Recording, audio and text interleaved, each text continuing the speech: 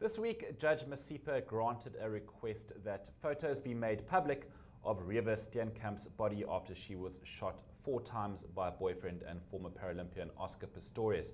News24, however, has decided not to publish these photographs.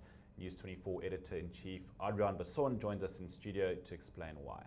Adriaan, thank you very much for joining us this afternoon. Now, these photographs that have been made available to the public, of course, are very graphic and disturbing, but the state arguing, and even Barry Steenkamp arguing, that the world needs to see these photographs. Why have we decided not to publish them?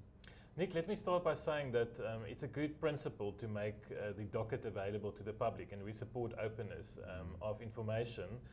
But those pictures are really not something that is dignified to the memory of Reeva Steenkamp. She's not alive anymore.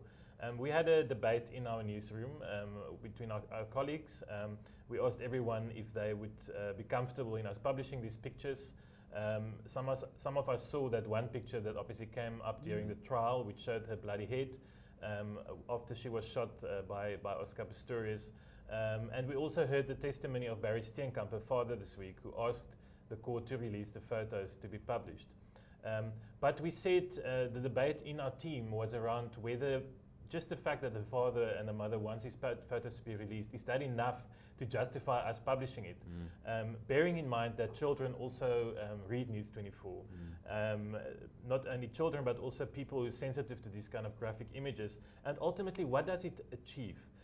We don't publish pictures of dead people unless there's overwhelming public interest.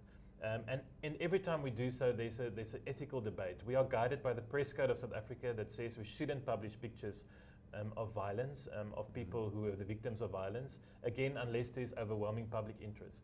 What is the public interest in publishing these pictures?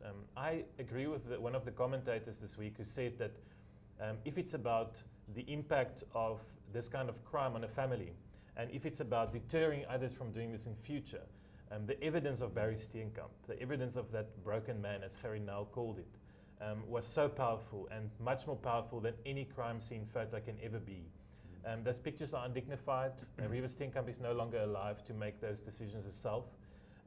We respect the fact that the parents say so, but we ultimately decided that it's not in the public interest enough for us to publish them. Now, Adriaan, any of the Media24's sister publications, are they going to be releasing the photos? And is it something that the public might find more of online or in print? And I mean, surely print would be, there'd be even more sort of legal ramifications around that.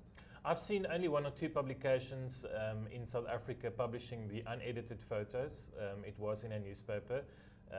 And I've also seen other publications publishing edited versions. And then there were also other media channels deciding not to publish them, like News24. You know, it's not for me to make those decisions on behalf of others.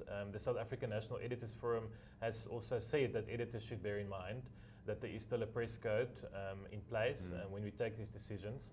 And ultimately, I'm satisfied that, that those pictures shouldn't live on our platform. It does seem like something that would appeal more to your sort of tabloids, and I'm sure there are some people out there that would argue that News24 does sometimes err on the side of being a tabloid. Look, I mean, I suppose if people really want to see those pictures, they'll find them somewhere. But we're not going to show it to our readers. We believe it's irresponsible. We believe it's undignified. The pictures does not contribute anything to the memory of Reeva Steenkamp.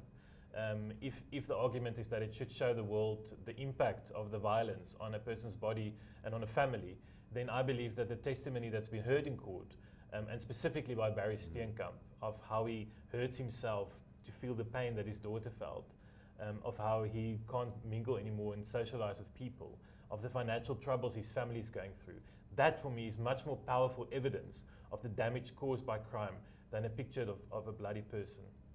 Right, Adriaan, thank you very much. Thank you, Nick.